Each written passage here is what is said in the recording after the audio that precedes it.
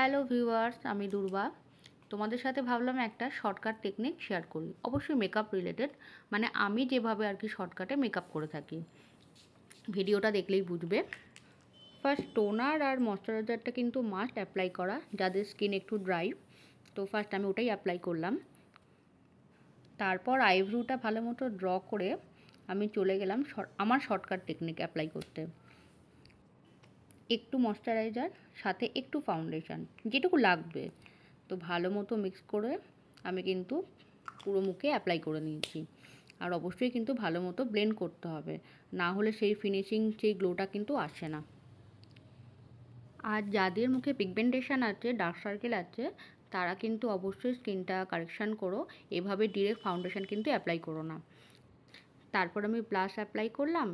তো সবশেষে কিন্তু ভালো মতো একটা কম্প্যাক্ট পাউডার দিয়ে বা ট্রান্সলুসেন্ট পাউডার দিয়ে, তোমাদের কাছে যা থাকবে সেটা দিয়ে কিন্তু মেকআপটা ভালো মতো সেট করে নেবে, না হলে কিন্তু জিনিসটা গলে যাওয়ার চান্স আছে। তো আইটা ভালো করে ড্র করে শেষে হাইলাইটার অ্যাপ্লাই করে, অবশ্যই লিপস্টিকটা ম্যান্ডেটারি। তো সবশেষে সেটিং স্প্রেটা ভালো করে অ্যাপ্লাই করে তো কমপ্লিট আমার মেকআপ, খুব চটজলদি। তো তোমরা কিন্তু জানিও এই শর্টকাট টেকনিক তোমাদের কেমন লাগলো। Thank you.